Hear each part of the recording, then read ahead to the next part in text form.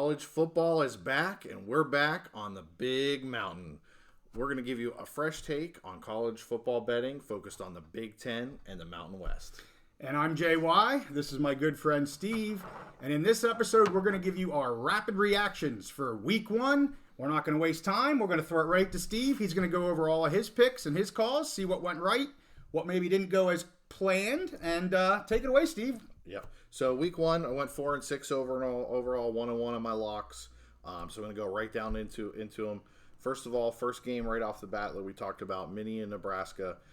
Mini was 7.5 point favorites over Nebraska. They did not cover, which again goes back to why I wasn't high on Mini for the year. Yep.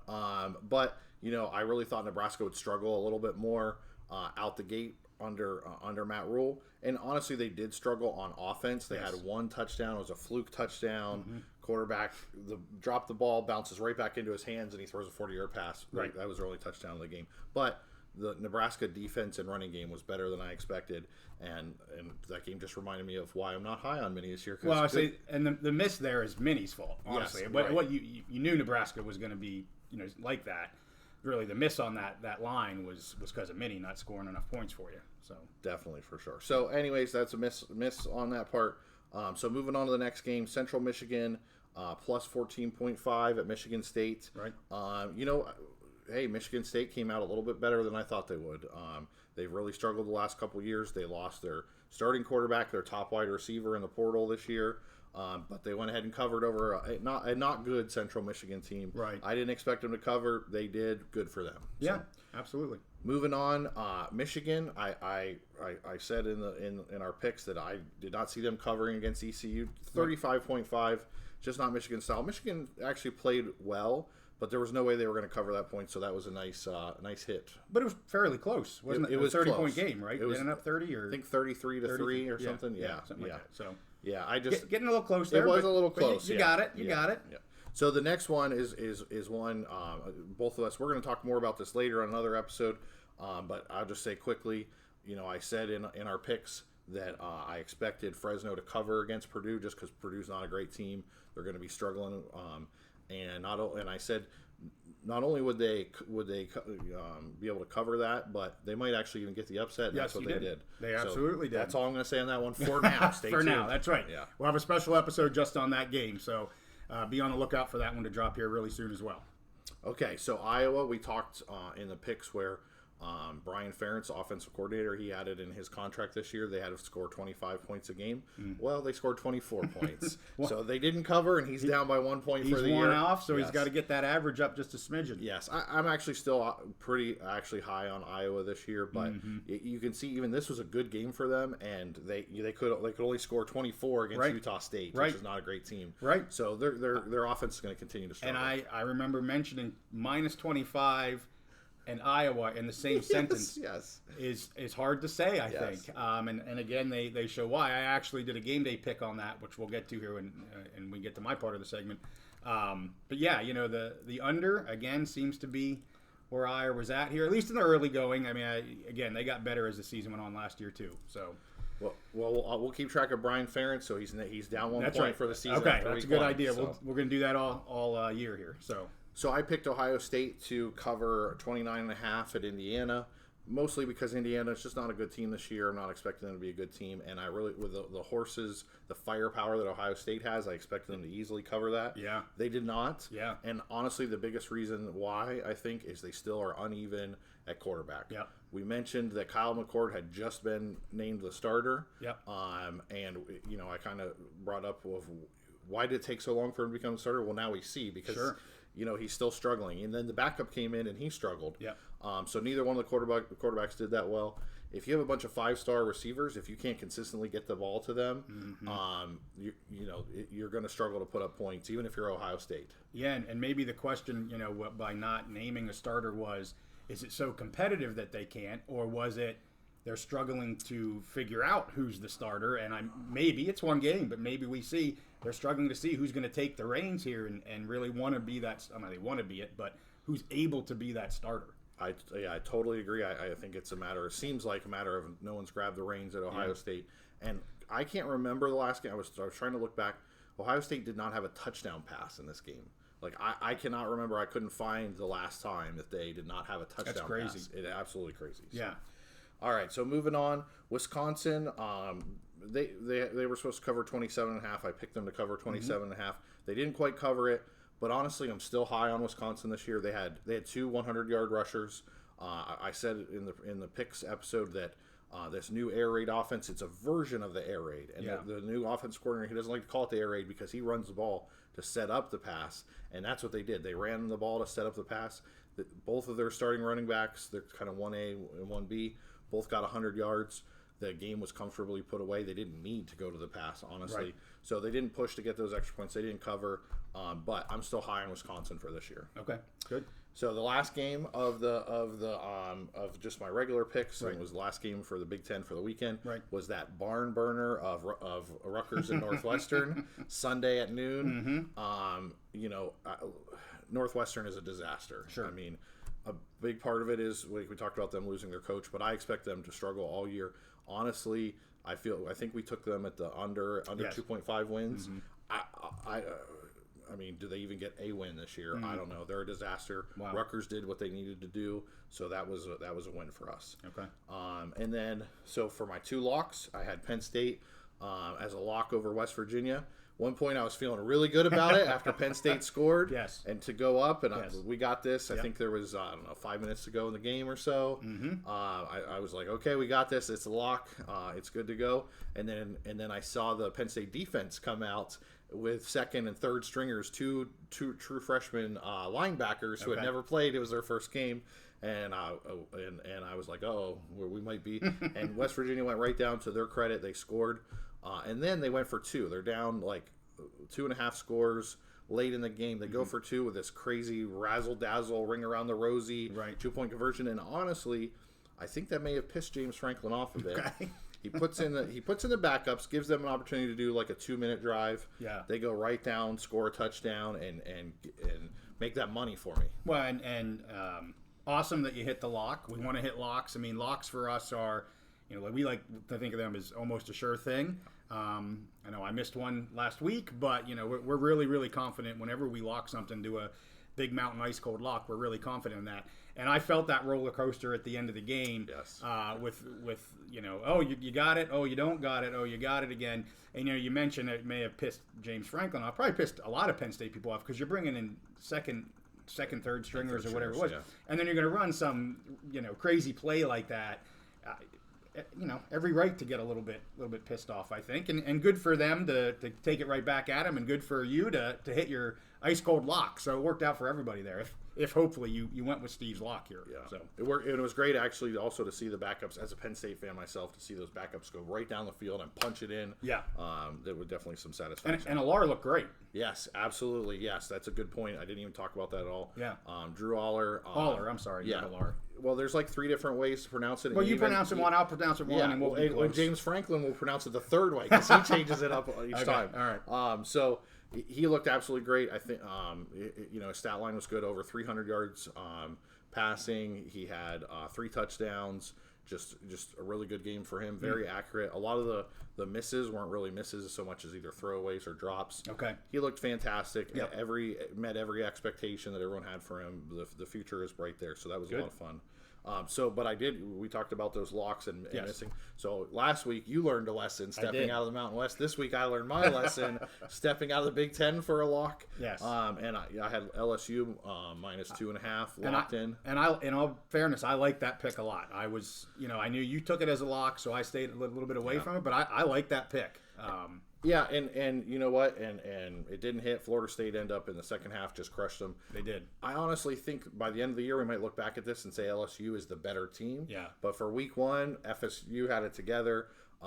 LSU just had too many. They had a bunch of drops, sloppy play in the first half. Went to the half 17-17, and then Florida State got a lead. Once Florida State got that lead, they could just pin their ears back, go after the LSU quarterback, and it was over. So it might have been a little bit different if it wasn't week 1, but it is what it is. I stepped out of my comfort zone in the Big Ten. I locked a game in the SEC, ACC, and I learned my lesson. Well, that's what we're here for. I mean, I think it was a really good pick. I will say, anytime you go to Florida, whether it's FSU or Florida or the Swamp or whatever. That's a hard place to play early in the season. I mean, look what happened to Utah. Yes, and personally, Utah, in my opinion, was the better team, but they got tripped up down there. So it's a hard. That was the one thing in the back of my mind was going to Florida State. There always seems to be some hiccups. Really good team. I mean, not quite the same as Utah, Florida here, but still very, very difficult place to play. Whether it's Florida State, it's difficult early on in the season, or anytime. It's specifically week one. I mean, teams seem to get tripped up down there. Totally agree. And I'll just add one last thought to that. So Florida State, so that's 2 years in a row that they went ahead and upset LSU. They're starting off the season great. This is their marquee out-of-conference game. As we're recording this, Clemson and Duke are playing. Right. I think it was 3-0 or 3-3 as when we started. That's a huge game, and this year we might see Florida State and Clemson on a collision course. So that'll be interesting. It's not really our focus, but it'll just be something that we can kind of keep for sure an eye on. So that's it. That's it for me. I'm definitely gonna take that lesson and move forward. But JY, how did you do this weekend? Yeah, I did okay. I started out real hot on Saturday. So I mean, my first pick was with Hawaii, which I didn't hit that pick. I was trying to, as I mentioned in the pick video, ride the rainbow, and the rainbow didn't make it to Hawaii. Stanford's offense, 37 points, and Hawaii only putting up 24. I might say only because I thought Stanford's D was going to allow more than that. So I rode the rainbow into a loss to start things off, but it is what it is. I think it shows, honestly, what Hawaii is. A lot of people, Jekyll and Hyde, a lot of people were high on them, and you mentioned how the line had moved 5 points or something? Yeah. I mean, that's a huge move. From, I think, 8.5 to 3.5? Yeah, it ended up, right, I think it ended at 3. I think I recommended it 3.5, and later in the week it actually dropped to 3. So a lot of people were putting money on that first week's offense, and it just didn't pan out. Not that 24 points is horrible, but they are who we thought they were, or they are who I thought they were anyway. So anyway, they're 0-2. Then I got on a nice little winning streak here. Hit 4 in a row. Starting off with Fresno State and Purdue. We're not going to talk too much about that in this episode. We're going to ask you to check out our episode specific to the Fresno State and Purdue game. But hit that with the 4.5, and Steve and I kind of joked when maybe both of us make the same pick, which I don't think is going to be very likely this season, again, because we're going to be calling different conferences, and we're just not going to see that unless we like an other pick, so to speak. Maybe that becomes an ice cold lock. We should have locked it because we're both on it. But and I was talking to some people that watched the episode, and they thought, well, you both picked it. It must be a good pick. So we're glad we both picked it, and hopefully you did too, and you won some money on that. The next one was I took Washington at -14. I had mentioned I thought their offense was just going to be too much for Boise State. And look what happens. They tagged 56 big ones on Boise State. I'm happy for the win.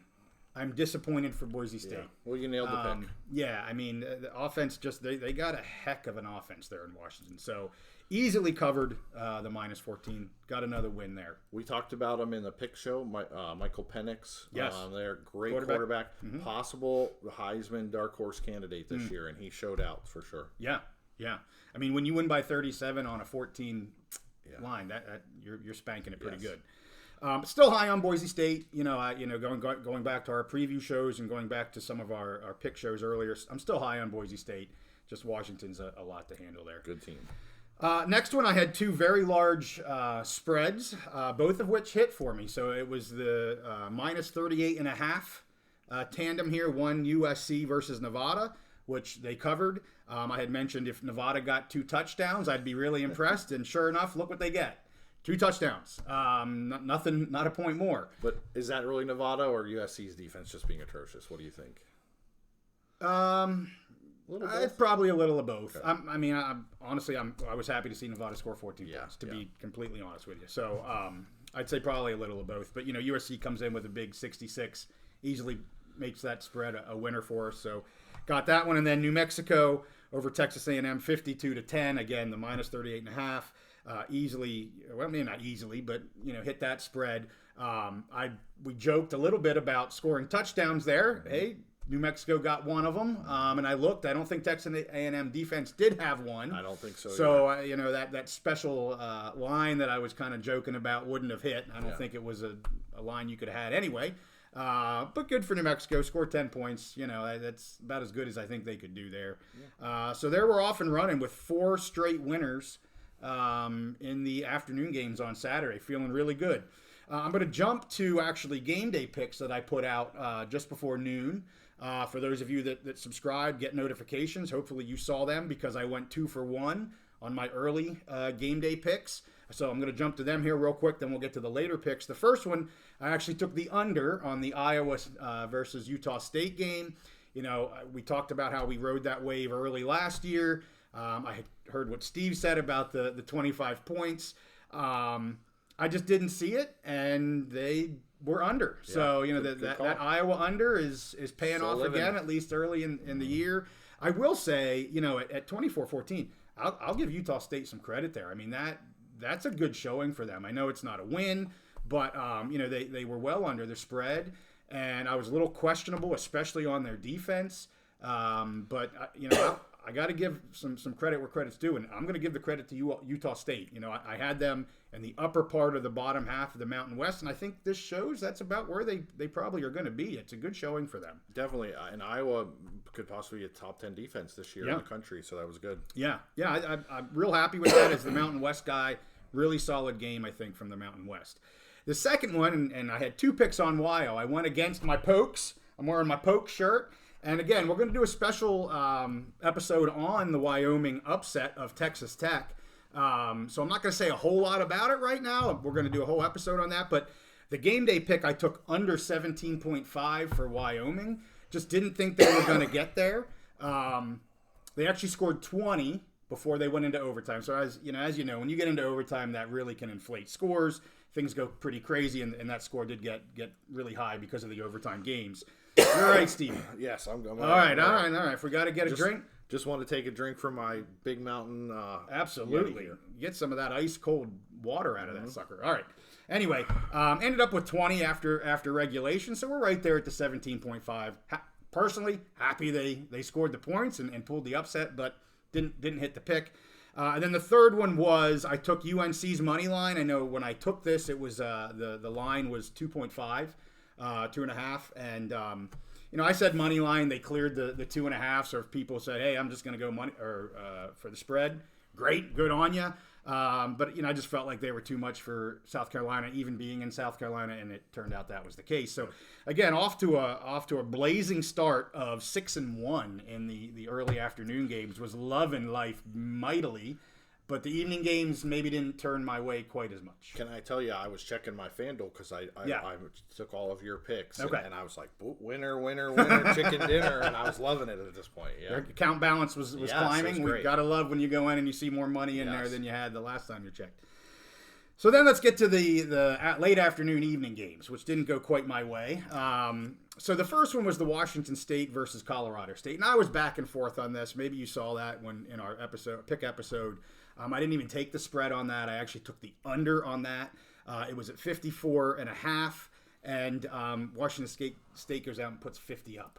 So you're not going to probably be under when a team scores 50 points. I didn't expect that either. I had mentioned I was really anxious to see what Colorado State was going to do. I thought their defense was going to hang in there to keep them at the under, and I was wrong on that for sure, at least for week 1. I mean, Washington State put it on that Colorado State defense. So that was a loss. And then the second one was that Texas Tech Wyo game. You know, I had taken Texas Tech at -14, but go Pokes. They went strong. You know, I felt really good about that game after the first quarter. It was 17-0 Texas Tech.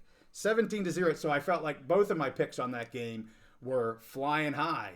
But I'm going to stop there and say, watch the episode for the Texas Tech and Wyoming game because we're going to have a whole nother episode on that. So lost that, and then I did a late game. You know, I'd kind of teased the San Jose State game day call, so I felt like I had to put one out there. I wasn't loving the over-under on points for San Jose State. It was slightly elevated from where I really wanted it to be, but I did take the over. I thought they were in for a solid 3 touchdowns. Ended up with only 2 touchdowns and a field goal. Just couldn't get the points in the first half. I mean, that's where they lost the over for me. You know, they only got that field goal. They tacked on 2 touchdowns, 1 late. in the second half. But, I took the over at 20.5. They ended up at 17. Close, no cigar. Oregon State has a great defense. They do. It was close, but And I think they had arguably or under statistically, can't say that word. Statistically, the best defense last year. Now they lost a lot of secondary.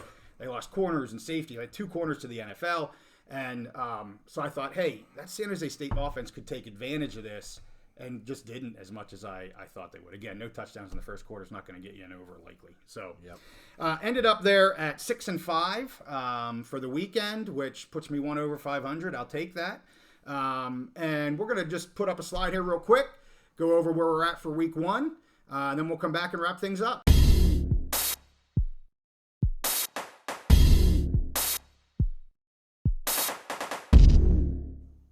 All right, so that's where we stood for week 1, hovering right there around 500. We're gonna get better, but hopefully you took our winners, maybe passed on our losers. But happy to see that Steve got one of his 2 locks. And with that, I think Steve has a special call here. We're early on, but spreads are out, and I think Steve wants to give you one here. So go for it. So JY, I love to bird dog those early lines. You are a lover of the bird, or a lover of the early lines. Oh yeah. Yes. As soon as I wake up Sunday morning, I'm sending you early lines. Yeah, I love it. So after seeing what Colorado did against TCU. Yes. This week they are 2.5 favorites against Nebraska, 2.5 point favorites against Nebraska. Wow.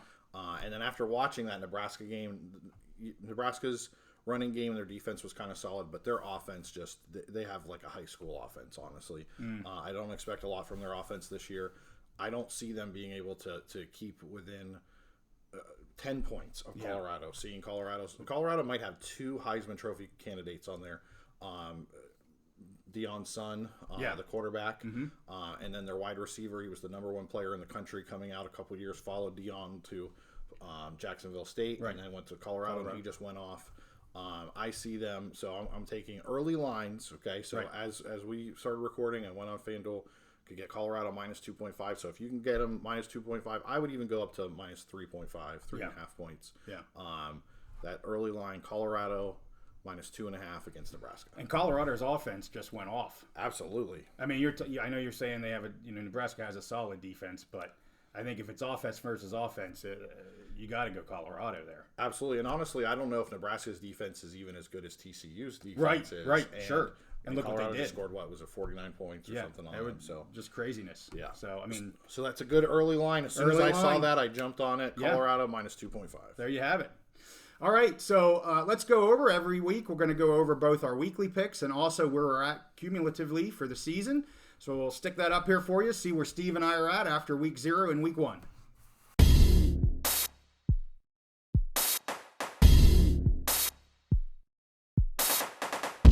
All right, and that's going to wrap it up for the Big Mountain Podcast for this episode.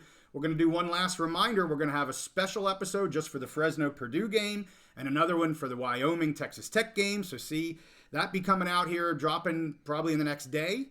And then also in the next couple days, we'll get our week 2 picks up and out for you guys so you can take a listen and hopefully we can make some money again. So we'll see you next time on the Big Mountain.